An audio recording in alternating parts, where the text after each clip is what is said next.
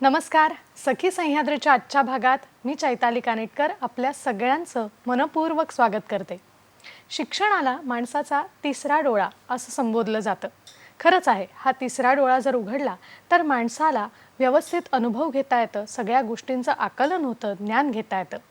खरं सांगायचं तर शिक्षण हे माणसाच्या बुद्धीला सत्याकडे, भावनेला मानवतेकडे आणि त्याच्या शरीराला कष्टांकडे घेऊन जाण्यासाठी प्रचंड मदत करतं. शिक्षण हे असं शस्त्र आहे की ज्याच्यामुळे जगही बदलता येतं, असं साक्षात नेल्सन मंडेला सांगून गेलेत. मग हे शिक्षण स्त्रीचं असो अथवा पुरुषाचं, त्यांनी होणारा जो परिणाम आहे तो सगळ्यांसाठी सारखाच आहे. किंबहुना असं म्हणता येईल की स्त्री शिकली तर ती संपूर्ण कुटुंबाला शिक्षित करते. त्यामुळे स्त्री शिक्षणाचं प्रचंड महत्त्व आहे. हेच महत्त्व जाणून घेण्यासाठी आजचा विषय आहे. पाहूयात आजचा विषय काय आहे ते. आजचा आपला विषय आहे स्त्री शिक्षणाचे महत्त्व. हा अतिशय महत्त्वाचा विषय आज आपण हाताळणार आहोत, त्याच्यावर चर्चा करणार आहोत आणि यासाठी मार्गदर्शन करण्यासाठी तितकीच खास सखी आज आपल्याबरोबर आहे. आज आपल्याबरोबर आहेत माननीय डॉक्टर उज्ज्वला चक्रदेव मॅडम. नमस्कार मॅडम. नमस्कार. कार्यक्रमामध्ये आपलं मनपूर्वक स्वागत करते आणि आमच्या सगळ्या प्रेक्षकांना आपली एक ओळख करून देते, जी ओळख खरं तर सगळ्यांना आहे, परंतु पुन्हा एकदा त्यांची आपण ओळख करून घेऊया. SNDT महिला विद्यापीठ मुंबई याच्या त्या कुलगुरू आहेत. याबरोबर त्यांची अजूनही ओळख आपण करून घेणार आहोत. त्यांच्याबद्दल सांगायचं म्हणजे सहाय्यक प्राध्यापक ते प्राचार्य, प्राचार्य ते कुलगुरू अशा जवळजवळ 3.5 दशकांची वाटचाल त्यांच्या पाठीशी आहे. महाराष्ट्र असोसिएशन स्कूल ऑफ आर्किटेक्चरच्या अध्यक्षा, भारतीय शिक्षण मंडळाच्या सदस्या त्या आहेत. पुरातत्वीय वास्तू, नगररचना ही त्यांच्या आवडीची क्षेत्र. रचनेत तर त्या निष्णात आहेत. अनुभूती शीर्षकाची भूतानच्या आर्किटेक्चर वैशिष्ट्यांवर आधारित जी 2 पुस्तकं BARCच्या अभ्यासाला होती. राष्ट्रीय शैक्षणिक धोरण 2020 जे आपण आता अनुभवणार आहोत, त्याच्यासाठी ज्या समित्या नेमल्यात त्यातील एका समितीच्या सुद्धा त्या अध्यक्ष आहेत. इतकं महान व्यक्तिमत्व आज आपल्या बरोबर आहे आणि तितक्याच महत्त्वाच्या विषयावर ते आपल्याशी संवाद साधणार आहेत. पुन्हा एकदा मी सगळ्यांसाठी त्यांचं परत एकदा स्वागत करते. खूप खूप धन्यवाद. आणि मला देखील इथे येऊन खूप आनंद झालेला आहे. आज तुझ्याबरोबर आणि तुझ्या या निमित्ताने सगळ्यांबरोबर मला चर्चा करता येणार आहे आणि माझ्या आवडत्या विषयावरती चर्चा करता येणार आहे. नक्कीच मॅडम, आम्ही सुद्धा खूप उत्सुक आहोत आणि आता वेळ न घालवता या चर्चेला आपण सुरुवात करूया. खरं तर स्त्री शिक्षणाचं महत्त्व हा आपला विषय आहे आजचा आणि जर आपण याचा अभ्यास करायला गेलो तर आपल्याला असं जाणवतं की स्वातंत्र्यपूर्व काळात आणि स्वातंत्र्य उत्तर काळात स्त्री शिक्षणाची जी परिस्थिती होती ती हळूहळू बदलताना आपल्याला दिसते. तर साधारण स्वातंत्र्य उत्तर काळामध्ये स्त्री शिक्षणात कशी कशी बदल घडत गेले किंवा स्थित्यंतर कशी घडली, काय सांगाल?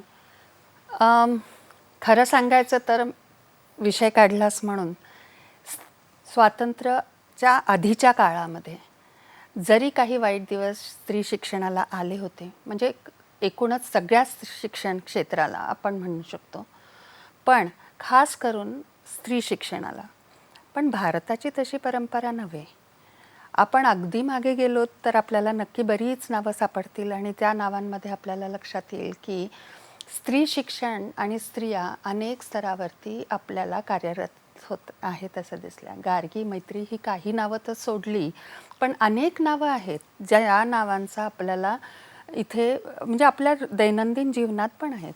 पण अगदी स्वातंत्र्याच्या थोडं आधी आनंदीबाई यांचं नाव आहेच आपल्यासमोर आणि शिवाय आपल्या रमाबाई रानडे आहेत.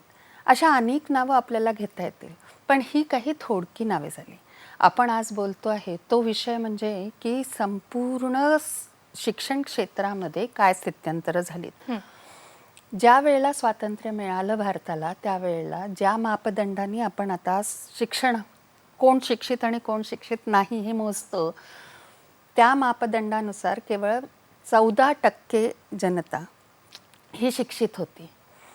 बाकी सगळे अशिक्षित झाले. गांधीजी म्हणाले होते त्यावेळेला काही वर्षांआधी आपला गोलमेज जेव्हा झालं होतं त्यावेळेला की इंग्रजांनी त्यांच्या धोरणाने आपल्या भारतीयांना अशिक्षित केलं. त्यांच्या ह्या वाक्यावरती खूप मोठा उहापोह झाला आणि नंतर वादळ उठलं.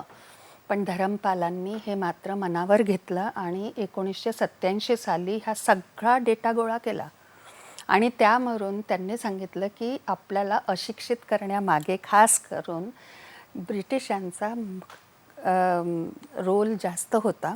कारण शिक्षण असं घेतलं पाहिजे, शिक्षण दगडी भिंतीमध्ये घेतलं पाहिजे, युनिफॉर्म घालूनच शिक्षणाला शाळेत मुलांनी गेलं पाहिजे, असे अनेक नियम जेव्हा आलेत तेव्हा सहजरित्या गावागावांमध्ये जी शिक्षणाची प्रणाली होती भारताची आणि अगदी आत्तापर्यंत होती, म्हणजे ज्या वेळेला इंग्रज आलेत आपल्याकडे त्याच्या जस्ट तेव्हासुद्धा म्हणजे 1800 सालापर्यंत म्हणता येईल, आपल्याकडे शिक्षण अगदी सहज घेतलं जायचं. स्त्रियाही त्याला वगळून नव्हत्या.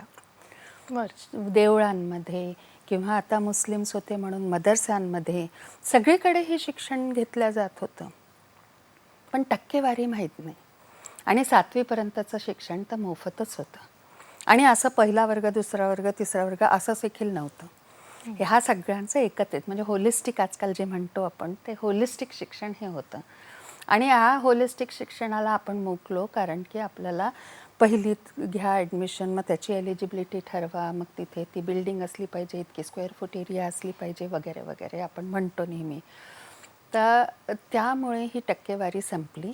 पण जसं आपल्याला स्वातंत्र्य मिळालं त्या स्वातंत्र्योत्तर काळामध्ये पूर्ण भारत आणि भारताची सगळ्या प्रणाल्या आपल्याला शोधत होतो आपण आपण. अनेक समित्या बनल्या. कोठारी कमिशन आहे, त्यानंतर 1986 मधला न्यू एज्युकेशन पॉलिसी आहे. ह्या सगळ्या स्थित्यांतरामध्ये आपल्याला लक्षात आलं की वेळोवेळी अनेक प्रयत्न केले गेलेत.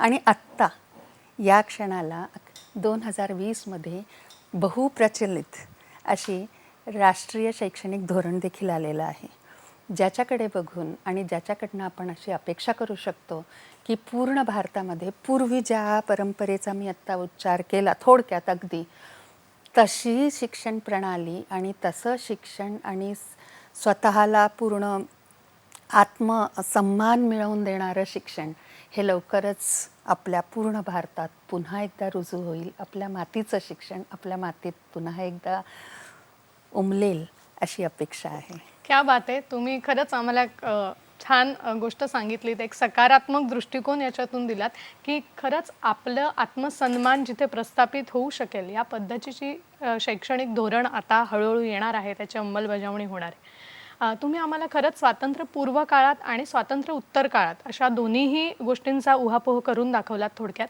आत्ता मला असं विचारावंसं वाटतं की तो काळ सोडून आत्ताच्या परिस्थितीमध्ये साधारण स्त्री शिक्षणाच्या बाबत जर आपण विचार केला तर तो आलेख कसा दिसतो, त्याबद्दल काय सांगाल?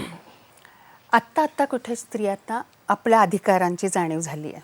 आत्ता कुठे, सगळ्यांनाच म्हणत नाही मी, अजूनही पूर्ण भारतामध्ये आपण आज मुंबईत बसलो आहोत आणि महाराष्ट्राच्या आपण शहरांकडे बघितलं तर हो, ही परिस्थिती जरा बरी वाटते. पण भारत म्हणजे फक्त शहरं नव्हेत. त्यामुळे भारताच्या महाराष्ट्राच्या कानाकोपऱ्यात ज्या वेळेला आपण बघतो तेव्हा ह्या अधिकाराची जाणीव आणि शिक्षण हे अजूनपर्यंत नक्कीच नाही पोचलेलं. टक्केवारीमध्ये आपण जर का मोजलं तर टक्केवारीमध्ये स्त्रियांचं शिक्षण घेणाऱ्या स्त्रिया ह्या पुरुषांपेक्षा बऱ्यापैकी कमीच आहेत. 2011च्या या सेन्ससमधला तरी डेटा असंच सांगतो. या गेल्या 10 वर्षामध्ये काही फारसं बदललेलं नक्कीच नाही आहे आणि त्यातून कोविडच्या या काळामध्ये आणखीन आपण मागे गेले असल्याचं चित्र कदाचित पुढे येईल लवकरच. पण स्त्रिया प्रोफेशनल कोर्सेसमध्ये शहरांमध्ये जेव्हा आपण पाहतो त्यावेळेला खूप स्त्रिया ॲडमिशन घेतात. तू सांगताना मगाशी सांगितलं असशील कदाचित की मी आर्किटेक्ट आहे. तर आर्किटेक्चरच्या कोर्समध्ये आपण पाहतो की पूर्वी जेव्हा मी शिकले जवळजवळ 35-40 वर्षापूर्वी, त्यावेळेला मुली माझ्या वर्गामध्ये 7-8 होत्या. आता 70% अधिक मुली या कोर्सला जातात. पण तसंच इंजिनिअरिंगलाही आपण पाहतो की ज्या ज्या कोर्सेसमध्ये मुली कधी जातच नव्हत्या त्याही ठिकाणी आता आपल्याला मुली ॲडमिशन घेताना दिसतात. ते शिक्षण पूर्ण करतात. त्या शिक्षणाचा काही मुलींना हा फायदा पण आहे की त्या उच्च शिक्षित होऊन उच्च पदावरती जातात आणि आपलं कार्यरत होतात, आपला हातभार देत आहेत भारताच्या प्रगतीसाठी. पण हे चित्र टक्केवारीमध्ये जर आपण बघितलं तर फारच कमी आहे. बरं. आणि वरती जाणाऱ्या ज्या स्त्रिया आहेत, वर्गामध्ये ॲडमिशन घ्यायला खूप आहेत, पण ज्या त्या क्षेत्रामध्ये जाऊन ज्या हिरिरीने आणि ज्या प्रकाराने ते काम करायला पाहिजे तिथे पोचणारी टक्केवारी स्त्रियांची अत्यंत कमी आहे. याचं कारणही अनेक आहे. आपण आता बोलत असताना कदाचित आपण बोलू या विषयावरती. ह्याच्यासाठी स्त्रिया कारणीभूत आहेत असं मी नक्कीच नाही. याला असणारे पूर्ण सामाजिक आणि इतर फोर्सेस जे आहेत त्यावरही आपण बोलूया. नक्कीच.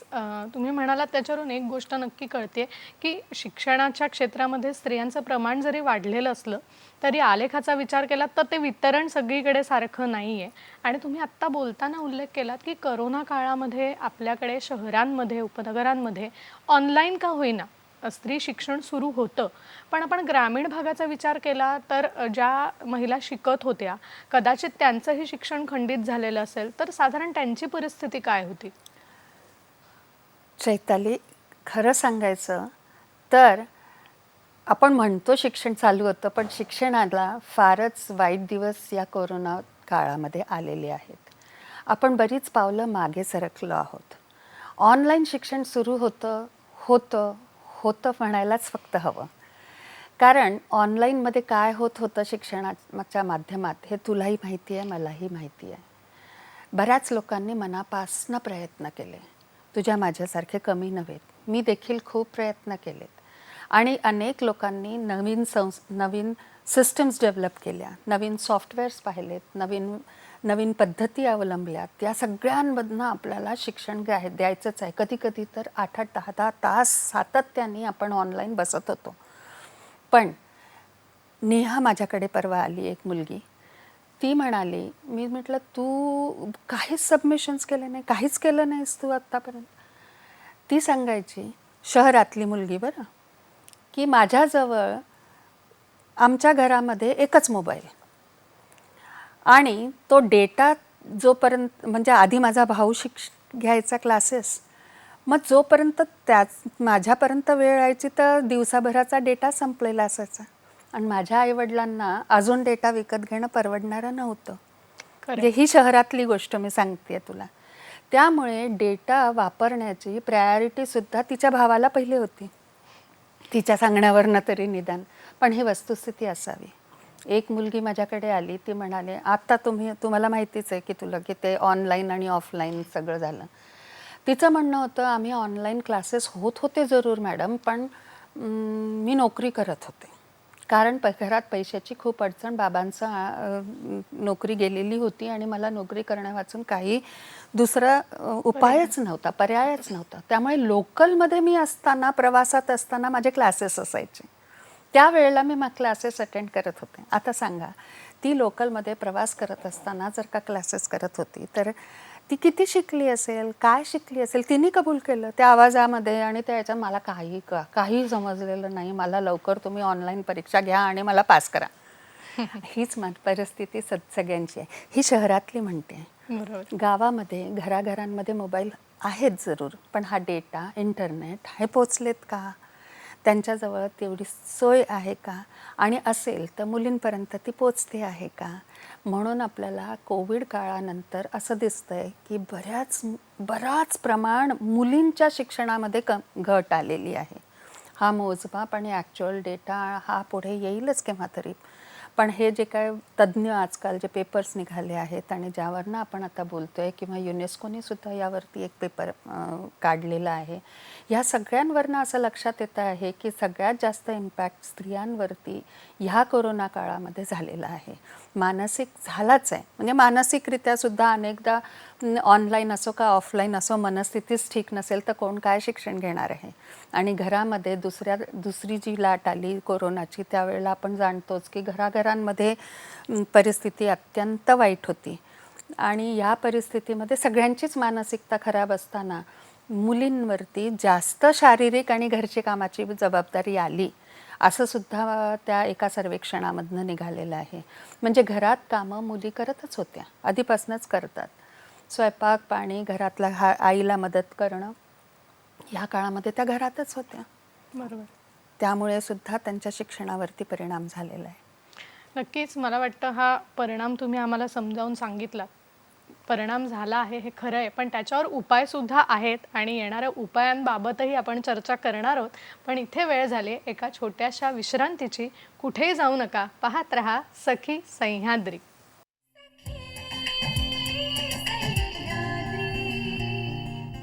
ब्रेकनंतर पुन्हा एकदा सगळ्यांचं स्वागत करते.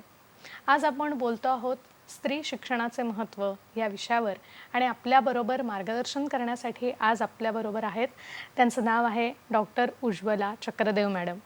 SNDT महिला विद्यापीठाच्या कुलगुरू आहेत आणि आपण आता चर्चा मॅडम पुढे सुरू ठेवणार आहोत. ब्रेकपूर्वी आपण बोललो की खरंच या काळात करोनाच्या काळात स्त्री शिक्षणाचं महत्त्व थोडंसं का होईना त्याच्यामध्ये असणारा जो इंटरेस्ट आहे, वाव आहे, संधी आहे ती कमी झाली.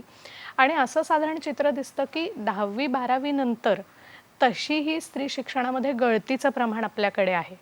तर ते गळतीचं प्रमाण कमी व्हावं यासाठी काय साधारण उपाययोजना आहेत, काय सांगाल? योजना सरकारच्या तर खूप आहेत. खास करून स्त्रियांना शिक्षणामध्ये आर्थिक मदत करण्यासाठी मुलींना, त्यानंतर जास्तीत जास्त मुलींनी शिक्षणाकडे वळावं म्हणून त्यांच्यासाठी 3-4 तर अगदी प्रामुख्याने आहेत. पण ह्या सगळ्यांच्याही व्यतिरिक्त जर का सगळ्यांनी मनावर घेतलं शिक्षण क्षेत्रातल्या लोकांनी, तर स्त्रियांना म्हणजे महिलांना किंवा मुलींना आपल्या ज्या परिसरामध्ये त्या शिक्षणाला येत आहेत ते परिसर जर आपलं वाटलं, सेफ वाटलं, सुरक्षित वाटलं तर त्या नक्कीच शिक्षणाकडे जास्त येतील. पहिलं कारण मला असं वाटतं की तुझ्या प्रश्नाचं उत्तर द्यायच्या आधी ती गळती का आहे ह्याकडे जर का लक्ष दिलं तर आपल्याला लक्षात येईल की त्याच्यावरती सोल्युशन्स काय काय आहेत. तर पहिलं म्हणजे की मुलींची त्या काळामध्ये येईस्तोवर शिक्षण आता बस झालं, आता कमवायला लागायला हरकत नाही. काही ठिकाणी असं दिसतं की तुम्ही आता लग्नाचं वय झालं, लग्न व्हायला हवं तुझं. ह्या 2 प्रामुख्याची कारणं आहेत. तिसरं म्हणजे की घरामधलं वातावरण शिक्षणाचं नसेल आणि आईवडिलांना मुलींनी बाहेर दूर जावं असं वाटत नसेल तर तेही एक कारण आपल्याला दिसतं. घरामध्ये आर्थिक स्थिती जर का अशी असेल तर प्राधान्य मुलाला दिलं जातं शिक्षणासाठी. अशी अनेक कारणांमधनं ज्या वेळेला आपल्याला दिसतं की 1ली, 2री, 3री झाल्यानंतर उच्च शिक्षणापर्यंतची दूरची गोष्ट आहे. पण त्याच्या आधी देखील मुलींचं शिक्षण आपण बघतो की मुली गळायला सुरुवात होते. त्या मुलींनी गळू नये म्हणून सरकारने ज्या शाळांमध्ये किंवा ज्या परिसरामध्ये त्या येतात त्या परिसरांमधला स्त्री सेफ फ्रेंडली म्हणजे फिमेल फ्रेंडली असे इन्स्टिट्यूशन्स बनवायची एक सुरुवात केलेली आहे. मगाशी म्हटलं तसं स्कॉलरशिप्स आहेत मुलींना. त्यानंतर मोफत शिक्षण तर आहेच शाळेपर्यंत. आणि मग उच्च शिक्षणासाठी ज्या वेळेला त्या मुली शाळेत येतात त्यामुळे खास करून त्यांचे टॉयलेट्स हे स्त्रियांची वेगळी गरज असते. अनेक या कोविड काळामध्ये सर्वेक्षणामध्ये एक गंमतशीर गोष्ट पण पुढे आली की सॅनिटरी नॅपकिन्स मुलींना घरी वापरताच नाही आले कारण ते मोफत त्यांना शाळांमध्ये आणि कॉलेजेसमध्ये मिळत होते. तर ही सुद्धा एक गोष्ट पुढे आलेली आहे. 7-8 महिन्यानंतर त्या मुलींनी जेव्हा शाळा आणि कॉलेजेस उघडले त्यावेळेला तिला ते पुन्हा वापरायला मिळाले. ह्या म्हणजे आश्चर्यजनक या गोष्टी वाटतात आपल्याला. असं वाटतं असंही आहे आपलं भारत. म्हणजे भारत 2 ठिकाणी विभागलेला आपल्याला जाणवतो आणि त्यामुळे अस्वच्छता आणि त्यामुळे होणारे अनेक शारीरिक म्हणजे हेल्थ प्रॉब्लेम्स ह्या सगळ्यांकडे आपण जवळून बघायला हवं. तर तेही म्हणजे ज्या अर्थी त्यांना ते नॅपकिन्स मिळत होते त्या अर्थी तेही एक प्रोव्हिजन आहे की त्यांना शिक्षण क्षेत्रामध्ये ओढून घेण्यासाठीचं. आणि शिवाय त्यांच्यासाठी लॉ आहेत आपल्याला स्त्रियांसाठीचे, की ज्यामुळे ज्या मुलीला असुरक्षित काही असं वाटलं तर ते वाटायच्या आधीच किंवा ते थोडंसंही वाटलं तर तिने काय ॲक्शन्स घ्यावे, कुठे जावं, कोणाला संपर्क करावा, हे पूर्ण शिक्षणाच्या परिसरामध्ये सगळ्या इन्स्टिट्यूशन्समध्ये युनिव्हर्सिटीजमध्ये त्याचं प्रावधान ठेवण्यात आलेलं आहे. तर अशा प्रकाराने अगदी पहिल्या याच्यापासून म्हणजे बेटी बचाव बेटी जगावपासून सुरुवात करून बेटी बचाव बेटी पढाव आणि त्याच्या पलीकडे असे दर याच्यामध्ये सरकारी नियम आणि सरकारी स्कीम्स आहेतच गव्हर्मेंटच्या, पण त्या किती प्रभावीपणे इम्प्लिमेंट होत आहेत याकडे बघण्याची खूप गरज आहे. त्याच्याबद्दल वगैरे आपण बोलू शकतो पुन्हा एकदा. खरंय.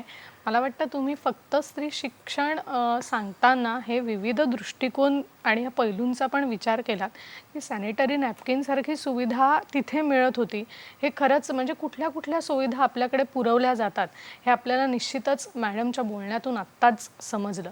ह्याच्याच बरोबरीने मॅडम मला असं विचारावंसं वाटतं, की शिक्षणाबरोबर कौशल्य विकास ज्याला आपण स्किल डेव्हलपमेंट असं म्हणतो, तर तो घडून येण्यासाठी सुद्धा महिलांना भरपूर संधी उपलब्ध आहेत, किंबहुना भरपूर सोयीसुविधा उपलब्ध आहेत. तर यांच्याविषयी आमच्या प्रेक्षकांना सविस्तर जाणून घ्यायचं आहे. हो. 10वी नंतर ITIचे कोर्सेस आहेतच. त्यामध्ये स्किल आणि कौशल्य म्हणजे जे आहे, स्किलपेक्षा सुद्धा कौशल्य हा शब्द आपण म्हटला तर जास्त बरं पडेल. आणि ते कौशल्य आपण कसं आणायचं, मुलींना कोणत्या कोणत्या कौशल्याची गरज आहे हे जाणून घेऊन ते सगळे कोर्सेस आपल्याला त्यामध्ये दिसतात.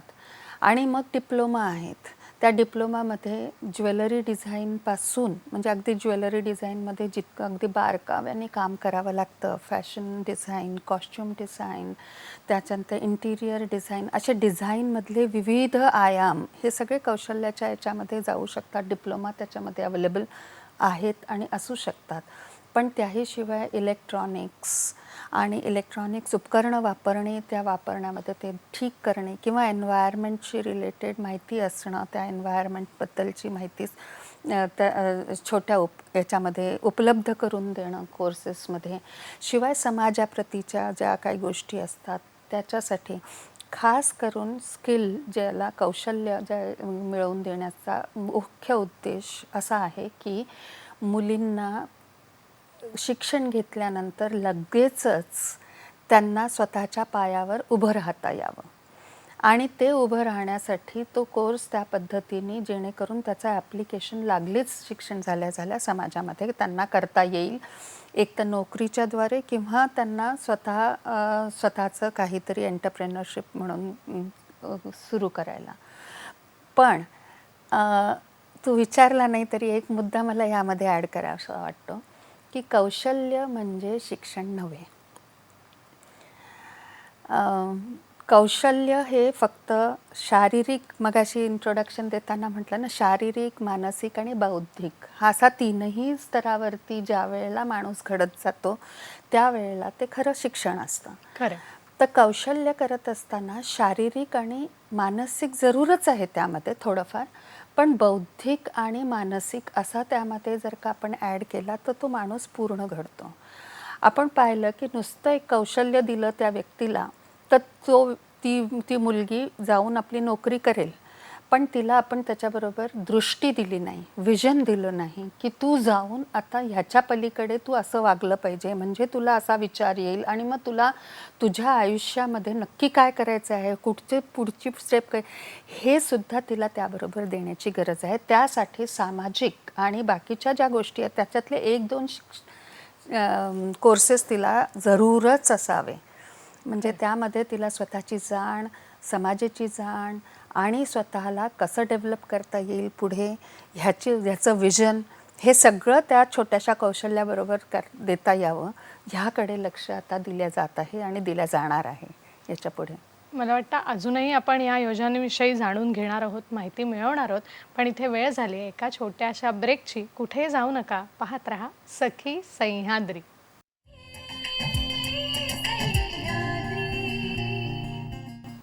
ब्रेकनंतर पुन्हा एकदा सगळ्यांचं स्वागत करते. आज आपण बोलतोय स्त्री शिक्षणाचे महत्त्व या विषयावर आणि आपल्याशी संवाद साधतायत doctor Ujjwala Chakradev madam. Madam, ब्रेकपूर्वी आपण अनेक गोष्टींचा आम्हाला उलगडा करून दिलात की बरेच कोर्सेस आहेत ज्याद्वारे स्त्रिया शिकू शकतात आणि कौशल्य विकास साधू शकतात. खरं सांगायचं तर रोजगार निर्मिती करणं किंवा रोजगार मिळवणं हेही त्यामागचं एक मूलभूत काम असतं. तर मला असं विचारायचं आहे की हे शिक्षण घेण्यासाठी आपल्याला गरज असते ती आर्थिक मदतीची. तर काही कुटुंबांमध्ये आर्थिक परिस्थिती नसते, तर अशा महिलांना जर ॲडमिशन घ्यायची असेल तर त्यांच्यासाठी काही शिष्यवृत्ती वगैरे आपल्याकडे आहे का? याविषयी काय सांगाल? अशा अनेक शिष्यवृत्त्या आहेत. जसं मघाच्या प्रश्नाचं उत्तर देत असतानाही मी म्हटलं होतं की हो, खरंच आहेत. कारण की आपल्याला जोवर आर्थिक आपण पाठबळ देणार नाही, मुली येणार नाहीत शिक्षणामध्ये. आणि त्यामुळे शिष्यवृत्त्या म्हणजे त्यांना मोफत शिक्षण आहेच मुलींना, शालेय शिक्षण. त्यानंतर जेव्हा त्या हायर एज्युकेशनमध्ये जातात त्यावेळेला प्रत्येक संस्थेला आपापल्या परीने ते लोक सगळ्यांच्या याच्यात, जसं SNDTचा जर का आपण विचार केला तर भाऊबीज निधी आहे. त्यामध्ये ज्या विद्यार्थिनीला पैशाची चणचण असेल, गरज असेल, तिला त्याप्रमाणे ते पैसे देऊन आपण सबल करू शकतो. म्हणजे पैशाअभावी एखादीचं शिक्षण थांबावं अशी परिस्थिती आज बहुतेक नाही येऊ शकत. कारण समाजामध्ये त्याच्याबद्दलची जागरूकता खूप आहे आणि दानशूरता पण आहे आपल्या समाजामध्ये. म्हणजे मी खूप पॉझिटिव्ह आहे या बाबतीत आणि मला तसे अनुभव पण आलेले आहेत. लोक आपणहून येतात आणि त्यांना शिक्षण क्षेत्रामध्ये मदत करायची असते मुलींना ज्यांना हे शिक्षण. त्यामुळे शिष्यवृत्त्या आहेत आणि त्या मुली ज्यांना जे शिकायचं आहे, जिथपर्यंत पोचायचं आहे, फक्त त्यांना कधी कधी मार्ग सापडत नाही, तर ते मार्गदर्शन करण्याची गरज असते. मी इथून आवाहन करीन सगळ्यांना की ज्यांना ज्यांना अशी मदत करायची आहे आणि ज्यांना ज्यांना शिक्षण पूर्ण करण्यासाठी मदत हवी आहे, त्यांनी आपल्या आपल्या त्या संस्थेच्या उच्च पदाधिकाऱ्यांशी भेट घ्यावी आणि विचारणा करावी आणि मार्ग निघतील नक्की. आणि सरकारी योजनासुद्धा आहेत, त्यामध्ये सुद्धा काही ठिकाणी आपल्याला स्कॉलरशिप ऑलरेडी आहेत, म्हणजे त्या मिळत आहेत. नक्कीच. मला वाटतं ज्या महिलांना शिकायचं आहे त्यांनी थोडीशी माहिती काढणं फक्त गरजेचं आहे. ते जर केलं तर अनेक उपाय आपल्याला उपलब्ध आहे. मॅडम, तुम्ही आज कुलगुरू पदाची धुरा सांभाळता आहात. इतकं मोठं काम आपण करता आहात आणि आम्हाला खरंच येणाऱ्या नवीन शैक्षणिक धोरणाची फार उत्सुकता आहे. तर ह्याच अनुषंगाने विचारावं असं वाटतं की जे नवीन शैक्षणिक धोरण येणार आहे, तर त्यात महिला वर्गासाठी काय असं विशेष असणार आहे किंवा त्याविषयी काय सांगाल? मी मघाशी सुरुवात जेव्हा झाली त्यावेळेला म्हटलं की नवीन जे आलेलं राष्ट्रीय शैक्षणिक धोरण आहे 2020चं, हे म्हणजे आपल्याला मिळालेला एक असं म्हणता येईल वरदानच आहे भारतभूमीला. त्यामध्ये स्त्रियांसाठी विशेष विचार नक्कीच केला गेलेला आहे. इन्क्लुझिव्ह एज्युकेशनचा ज्या वेळेला आपण विचार करतो आणि मघाशी जसं मी म्हटलं की आपले सगळे परिसर हे स्त्रियांना यावंसं वाटेल. आणि जसं आपण आता म्हणतो की जे दिव्यांग आहेत त्यांच्यासाठी लिफ्ट असाव्या, म्हणजे स्लोप्स असावे आणि त्याप्रमाणे आपण बिल्डिंगमध्ये बदल करतो, त्याचप्रमाणे स्त्रियांसाठी सुद्धा असे काही बदल त्याच्यात सुचवल्या गेलेले आहेत. त्यानंतर स्कॉलरशिप जो प्रश्न मगाशी तू विचारलास, त्या स्कॉलरशिपबद्दलही त्यामध्ये विचार केलेला आहे.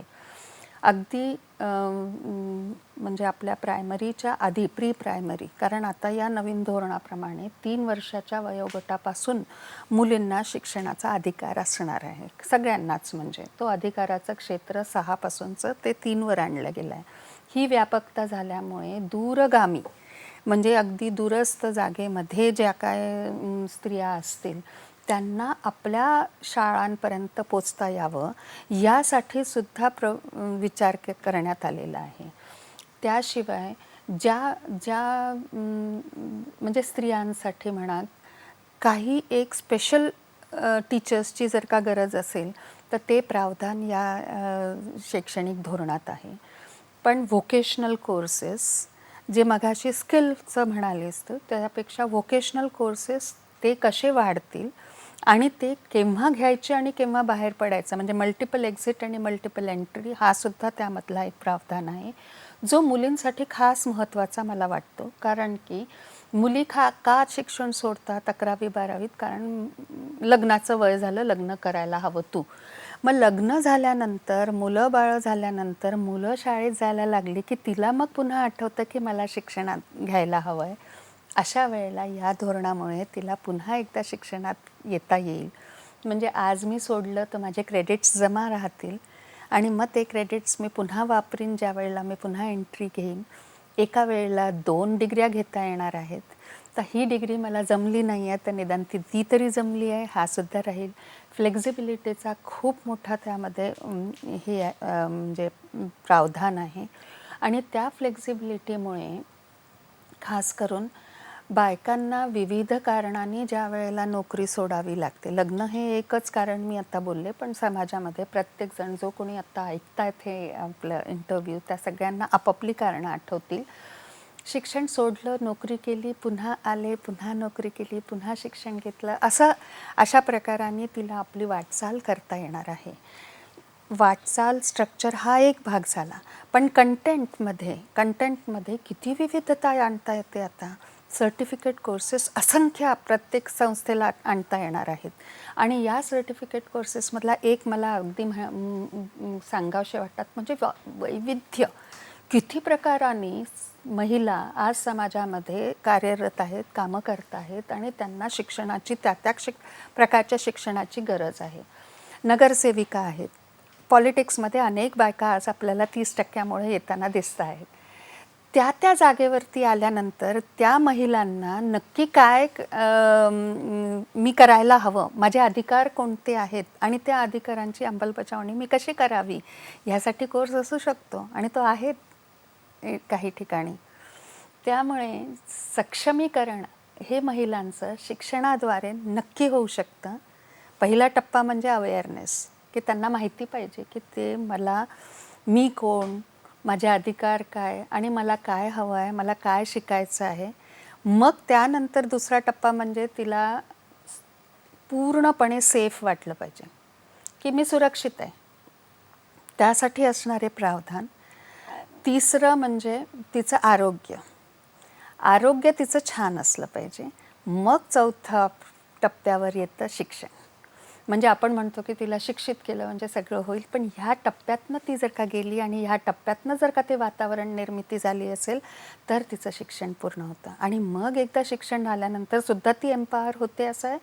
त्यासाठी तुझ्या प्रश्नाचं उत्तर येतं की फायनान्शियली तिने होणं, तिच्या लिगल तिचे राईट्स तिला माहिती असणं, तिच्यामध्ये उपजत असलेली ती कोमलता, तिची क्रिएटिव्हिटी त्याला वाव मिळणं, एक परिपूर्ण व्यक्तिमत्व घडवणं आणि ते व्यक्तिमत्व स्वतःच्यासाठी उपयोगी असणं, स्वतःच्या बरोबर परिवाराचा तिने कल्याण करणं, परिवाराबरोबर अनेक परिवारांचं करणं आणि अनेक परिवारांबरोबर पूर्ण समाजाचं कल्याण करणं शक्य आहे आणि ते शिक्षणाद्वारे नक्की होऊ शकतं. खरंच आहे, मला खूप छान वाटतं हे ऐकायला तुमच्याकडून की येणाऱ्या नवीन शैक्षणिक धोरणामध्ये सगळे स्त्री शिक्षणातले बहुतेक अडसर दूर होतील आणि आपण त्याची नक्कीच वाट बघूया.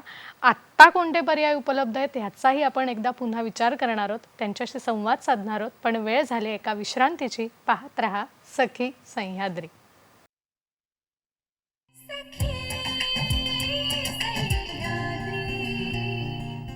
ब्रेकनंतर पुन्हा एकदा सगळ्यांचं स्वागत करते. स्त्री शिक्षणाचं महत्त्व या विषयावर आपण बोलतोय. मला उज्ज्वला मॅडमना परत एकदा तुमचं स्वागत करते आणि पुन्हा एकदा आपल्याला असं विचारावंसं वाटतंय की ज्यावेळेला आपण शिक्षण क्षेत्राचा प्रामुख्याने विचार करतो त्यावेळेला आपल्याला महिलांची संख्या या क्षेत्रात निश्चित जास्त दिसते. तर याची मागची काय कारणं आहेत? सोपं आहे यातलं कारण. ते असं की एक शिक्षक एका स्त्रीच्या आतमध्ये उपजतच असतो. प्रत्येक स्त्री ही अगदी जन्मल्यापासून शिक्षिका असतेच. ती नंतर प्रोफेशन म्हणून ते घेते तो की नाही घेत हा भाग वेगळा. आई होते तेव्हा ती शिक्षिका असतेच तिच्यामध्ये. तर तो जी उपजत शिक्षिका असण्याचं तिचं जे गुण आहेत, ज्यामध्ये मूलभूत फरक आहे पुरुषामध्ये आणि स्त्रियांमध्ये, त्यातला तो एक वाटा आहे. मी असं अजिबात इथे म्हणत नाही आहे की पुरुष चांगले शिक्षक नसतात, अजिबात म्हणत नाही आहे. पण स्त्रीमध्ये ती उपजत गुण असतात, तिच्यामध्ये ते आत आहे कुठेतरी. दुसरं म्हणजे शिक्षण क्षेत्रामध्ये खास करून एक स्थैर्य आहे. एक स्थैर्य तिला हवं असतं. कारण स्त्री अनेक भूमिका निभावत असते. त्या भूमिकांमधनं तिचं मातृत्व, मुलं, घर, बाकीचा सांभाळ करणं आणि तिच्यामध्ये जी उपजत हे असतं तेव्हा हे करू दे, ते करू दे, ते करू दे, ह्या सगळ्यांमधनं तिला शिक्षण क्षेत्रातनं मिळालेली स्थैर्यता ही हवी असते. तिसरी गोष्ट म्हणजे उपजत एक ओढ असते क्षेत्रामध्ये, ती पुरुषांसाठी पण आहे ऑफकोर्स. ती ओढ म्हणजे की नवीन नवीन विषय हाताळता येतात, त्यांचा अभ्यास करता येतो, तो वाव मिळतो. ह्या 3 कारणांमुळे ते असेल कदाचित. आणि यालाच जोडून अजून एक प्रश्न आहे की स्त्री आणि पुरुषांमध्ये असा मूलभूत काही फरक आहे का जो शिक्षणाच्या घटकांवरती काही परिणाम करतो? शिक्षणाच्या घटकांवरती तर मी आता बोललेच, पण तेवढं सायकोलॉजिकली डिटेलमध्ये आज आपल्याला या कार्यक्रमात मार्फत कदाचित जाता येणार नाही. पण असं सायकोलॉजिस्टच सांगतायत की आपण म्हणजे प्रत्येक इंडिव्हिज्युअलमध्ये, प्रत्येक व्यक्तीमध्ये काही स्त्री तत्व असतात आणि काही पुरुष तत्व असतात. म्हणजे एक शिव आणि शक्ती किंवा मॅटर आणि स्पिरिट, टँजिबल आणि इनटँजिबल, क्रिएटिव्हिटी आणि लॉजिस्टिक्स. आता त्यावेळेला हे स्त्रीमध्ये स्त्री तत्व जास्त असतात आणि पुरुषामध्ये पुरुष तत्व, असं मी अजिबात नाही. एका इंडिव्हिज्युअलमध्ये असतात ते. एखादी स्त्री खूप खमकी लॉजिस्टिक्स, ॲडमिनिस्ट्रेटर अशी पण असू शकते आणि एखादा पुरुष कोमल आणि खूप क्रिएटिव्ह असा असतो. त्यावेळेला त्याच्यामध्ये ते तत्व असतं. फक्त मी तत्वांबद्दल बोलते आहे. ह्या 2 तत्वांपैकी ज्या वेळेला स्त्री तत्व आहे ते क्रिएटिव्ह आहे, जे क्रिएट करतं, आणि पुरुष तत्व ते मॅनिफेस्ट करतं. सो क्रिएशन आणि मॅनिफेस्टेशन ऑफ दॅट क्रिएशन, ह्या 2 गोष्टी ज्या वेळेला येतात त्यावेळेला क्रिएटिव्हिटीला लागणारी एक तरलता असते. त्यावेळेला ती एक प्रकारची मानसिकता असते. ती मानसिकता, ती तरलता बऱ्याच प्रमाणामध्ये स्त्रियांमध्ये जास्त असते. ती अभ्यासाद्वारे आणि शिक्षणाद्वारे आपल्याला अजूनही तिला वाव देता येतो. आणि दुसऱ्या प्रकारची म्हणजे नुसती तरलता आहे, नुसती स्वप्न पाहिलीत, मला हे करायला हवं, ते करायला हवं, असं करून चालत नाही. त्याला टेक्निकॅलिटी लागते. ती टेक्निकॅलिटी आली म्हणजे लॉजिस्टिक्स आलं तर आपल्याला ते घडवता येतं. उदाहरण मी आर्किटेक्चरचं देऊ शकते. ते म्हणजे की जर का घर डिझाईन करायचं असेल तर डिझायनिंग पार्ट जो आहे ते स्त्री तत्व. पण कन्स्ट्रक्शन करायचं आहे आणि ती इमारत उभी करायची आहे, त्यासाठी लागणाऱ्या सगळ्या काही ज्या टेक्निकॅलिटीज आहेत, आपल्याला सामान विकत आणायचं आहे, बजेट बनवायचं आहे, ट्रक येतील, मातीचे येतील, सिमेंटचे येतील आणि मग ती बिल्डिंग बनेल. तर ह्या दोन्हीचं अप्रोप्रिएट कॉम्बिनेशन ज्या वेळेला घडतं त्यावेळेला आपण म्हणू शकतो की एक काहीतरी प्रॉडक्ट आणि होलिस्टिक अप्रोच झालेला आहे. शिक्षणामध्ये सुद्धा त्या अप्रोचची आपल्याला खूप गरज आहे. असं अजिबात म्हणता येणार नाही की फक्त क्रिएटिव्ह राहावं म्हणून फक्त स्त्रियांनी, पण प्रत्येक पुरुषांनी स्त्री तत्वाची जोपासना जर का केली तर शिक्षण क्षेत्रामध्ये मातृत्वाचा अभाव न होता एक असं छान शिक्षण क्षेत्र जिथे तो एक भावनात्मक बंध शिक्षकामध्ये आणि विद्यार्थ्यामध्ये असू शकतो, तो निर्माण होईल. नक्कीच. मला वाटतं म्हणून सगळ्या स्त्रियांना हे ऐकल्यानंतर निश्चितच एक प्रेरणा मिळाली असेल की आपल्याला का शिकायचं, याचं हे एक मानसिकही फार महत्त्वाचं कारण आहे. याच दृष्टीने अजून एक प्रश्न मनात आहे की बऱ्याच स्त्रिया असतात की ज्या अंध आहेत किंवा दिव्यांग आहेत आणि त्यांनाही शिकायचं असतं. मग त्यांच्यासाठी काही पर्याय आपल्याकडे उपलब्ध आहेत का, की ज्यांना पुढे शिकायचं आहे? अं, पर्याय खरं सांगायचं तर खूप कमी आहेत आपल्याला. आपण दिव्यांग किंवा अंध ह्यांच्यासाठी आता स्क्रिप्ट आहे, पुस्तकं आहेत, ऑडिओज आहेत, ह्या सगळ्यांवरनं आणि त्यांना परीक्षा द्यायची असेल, शिक्षणही घेता येतं आणि परीक्षा द्यायची असेल तर फ्लेक्सिबिलिटी पण आहे. परीक्षेमध्ये सुद्धा आवाजाने आणि लेखणी घेऊन ते देऊ शकतात आणि आपलं शिक्षण पूर्ण करू शकतात. असे आपल्याजवळ खूप विद्यार्थिनी आजूबाजूला दिसतात, पण जे करतात ते दिसतात आणि जे करत नाहीत ते कुठेतरी गायब असतात. ती टक्केवारी या खूप मोठी आहे. त्यांना आपल्यात सामावण्यासाठी वेगळ्या शाळा, वेगळं हे असण्यापेक्षा आपल्या शाळांमध्ये, आपल्या संस्थांमध्ये त्यांना आपण सहजरित्या कसं काय सामावून घेऊ शकू, ह्यासाठी अनेक प्रकाराने विचार व्हायला हवे आहेत. सरकारी नियम आहेत, ते सांगतात की तुम्हाला रॅम्प्स हवेत, तुम्हाला हे हवं, तिथे ते फ्लोअरवरती फुटप्रिंट्स हवे किंवा लाईटिंग्स हवे किंवा तुमच्या लायब्ररीमध्ये तुम्हाला पुस्तकं तशी हवीत, सगळं. पण मुलं मात्र कमी आहेत. या विद्यार्थिनी अशा कमी दिसतात आपल्या आजूबाजूला आणि आपली पण मानसिकता त्यांना सामावून घेण्याची सध्या कमी आहे. शिक्षणामधनं ही सेन्सिटिव्हिटी आपल्या सगळ्यांमध्ये जर का येऊ शकली, कुठल्याही क्षेत्रातलं शिक्षण असलं तरी ती यावी अशी अपेक्षा पण आहे. खरं आहे. आणि यालाच धरून अजून एक प्रश्न आहे की बऱ्याच स्त्रिया ह्या नोकरी करून शिकत असतात आणि त्यांच्यासाठी आपल्याकडे डिस्टन्स लर्निंगचा पर्याय सुद्धा उपलब्ध आहे. तर ह्याविषयी काय सांगाल? डिस्टन्स लर्निंग तर हे पुन्हा एकदा म्हणेन की एक वरदान आहे शिक्षण क्षेत्रातलं. ज्या ठिकाणी शिक्षण म्हणजे फॉर्मल एज्युकेशन पोचू शकत नाही, त्या म्हणजे फॉर्मल एज्युकेशनपर्यंत मुली पोचू शकत नाही, त्या ठिकाणी शिक्षण क्षेत्राने तिथे पोचवण्याची हे प्रावधान आहे. म्हणजे तो ब्रिज आहे असं आपण म्हणू शकतो. ह्या डिस्टन्स एज्युकेशनच्या माध्यमातून आपण ज्या वेळेला दूरगामी असलेल्या मुलींपर्यंत पोचतो, त्यावेळेला अनेक विषय त्यांच्यापर्यंत आपण पोचवू शकतो. त्या घरी बसल्या नुसती ॲप्लिकेशन केलं तर त्यांच्यापर्यंत आपली पुस्तकं पोचतात. त्या पुस्तकातनं अभ्यास करून त्यांना काही प्रश्न उपस्थित झाले तर ते फोनवरती किंवा काही ईमेलद्वारे त्या लिहू शकतात. त्या पत्रांचं उत्तर ते त्यांना मिळतं. 1-2 डिस्टन्स क्लासेस होतात किंवा व्हिडिओज होतात, व्हिडिओ त्यांना पाठवल्या जातात. अशा अनेक प्रकारचे प्रावधान डिस्टन्स एज्युकेशनमध्ये आणि उपलब्ध आहेत. आपण तर डिजिटल एज्युकेशनचं बोललोच नाही. डिजिटल एज्युकेशनसुद्धा आता आहे, युनिव्हर्सिटीज आहेत आणि ह्या सगळ्या ह्याच्यातनं आता कितीतरी पर्याय आपल्याला उपलब्ध झालेले आहेत की मुलगी कुठेही का असेना, आता तिला ह्या कारणामुळे मी अभ्यास करू शकले नाही असं आता होऊ नये आपल्या भारतामध्ये, असं मला वाटतं. खरं आहे. मला वाटतं कारणं आता आपण ही बाजूलाच टाकली तर याचा फायदा होणार आहे. आणि ह्याच अनुषंगाने अजून एक मनामध्ये प्रश्न आहे की येणाऱ्या काळात रोजगारी निर्माण करण्यासाठी शिक्षणातून लगेचच्या लगेच स्त्रियांना रोजगार मिळेल अशी काही सुविधा आहे का? हो, मगाशीच बोलले मी तसे सर्टिफिकेट कोर्सेस, डिप्लोमा कोर्सेस, ITIचे कोर्सेस आणि हे सगळे मर्ज होणार आहेत. म्हणजे आता एखाद्या स्त्रीने, एखाद्या महिलेने असा एखादा कोर्स तयार केला आणि तो कोर्स केला, तिला ते सर्टिफिकेट मिळाले. ते सर्टिफिकेट मिळाल्यानंतर तिने नोकरी केली, तिची पैशाची गरज भागली आणि तिचे साधारणपणे घरामध्ये परिस्थिती बदलली आता तिची.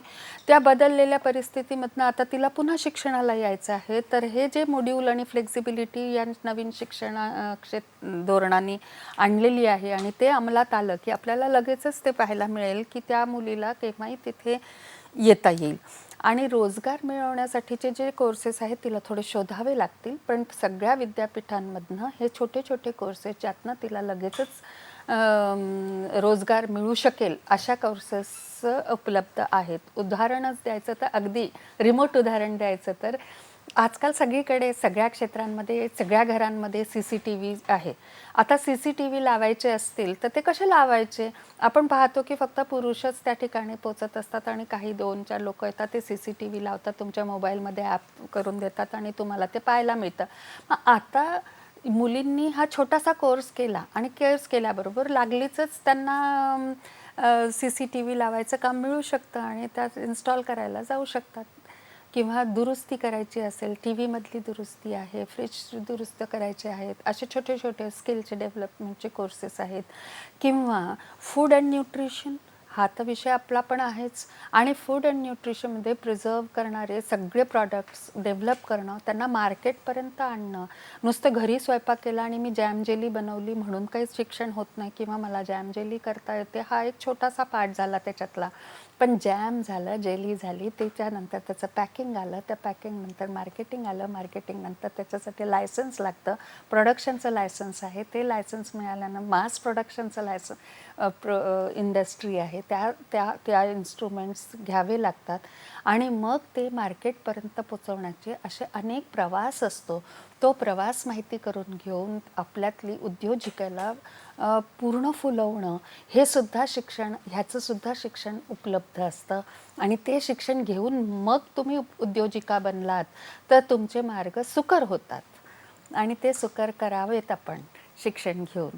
मला येतं आणि मी आता पापड करते आणि मी दारोदारी जाऊन पापड विकेन, हाच एक मार्ग आता नाही आहे. पापड करायचेच आहेत, पापड पण त्याला उद्योजनाचं जर का स्वरूप दिलं तर ते शिक्षणातनं आपण घेऊ शकतो. क्या बात आहे. मला वाटतं हाच शिक्षणाचा खरं तर फार मोठा फायदा आहे आपल्याला आणि स्त्री शिक्षणाचं हे महत्त्व आत्ता आपण जाणून घेतलं.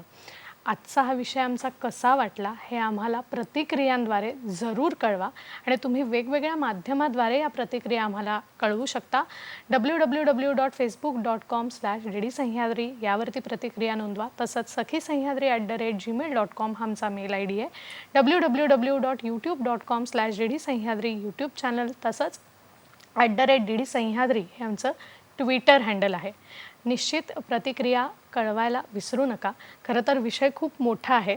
मॅडम, मला पुन्हा एकदा अगदी थोडक्यात तुम्हाला शेवटचं विचारावंसं वाटतं की स्त्री शिक्षणासाठी तुम्ही एक संदेश द्यायचा असेल तर काय द्याल? माझा संदेश केवळ आणि केवळ एवढाच असेल की प्रत्येकीने शिक्षण घेतलंच पाहिजे आणि त्याच्यासाठी आपण सगळ्यांनी, म्हणजे तिच्या पाल्यांनी, तिच्या शिक्षकांनी, आजूबाजूच्या जाणत्या समाजातल्या प्रत्येक व्यक्तीने याकडे पाऊल पुढे घेतलं पाहिजे. आणि प्रत्येक स्त्री, प्रत्येक बालिका ही शिक्षित होते आहे की नाही याकडे जागरूक होऊन एक आपण काहीतरी पाऊल घेतलं पाहिजे आणि जे काय आपल्याला करता येईल ते केलं पाहिजे. सो एक आव्हान आहे हे. कारण स्त्री शिक्षित झाली तर, एक स्त्री संस्कृता झाली तर ती संपूर्ण समाजच नव्हे तर देशच नव्हे तर ती पूर्ण विश्वाला व्यापून टाकू शकते, एवढी क्षमता तिच्यामध्ये येते. क्या बात आहे. खूप छान. मला वाटतं ही जबरदस्त प्रेरणा आपण आज आम्हाला दिलीत आणि एक सकारात्मक दृष्टिकोन आम्हाला दाखवून दिलात. फार महत्त्वाचं म्हणजे वेळात वेळ काढून आज आपण इथे आलात आणि इतकं छान मार्गदर्शन आम्हाला केलं, त्याबद्दल संपूर्ण टीमच्या वतीने मी आपले मनपूर्वक आभार मानते. खूप खूप धन्यवाद. मला सुद्धा इथे येऊन खूप आनंद झाला आणि तुझ्याशी एक गप्पा मारून देखील झाला आहे. आम्हालाही खूप छान वाटलं. जाता जाता इतकंच सांगेन, यत्र नार्यस्तु पूज्यन्ते रमन्ते तत्र देवता, यत्र तास्तु न पूज्यन्ते सर्वास्तत्रा फलाहा क्रिया. तेव्हा सर्व स्त्रियांनी अवश्य शिका, पुढे जा आणि आपल्या समाजालाही पुढे न्या. भेटूया पुढच्या भागात. नमस्कार. नमस्कार.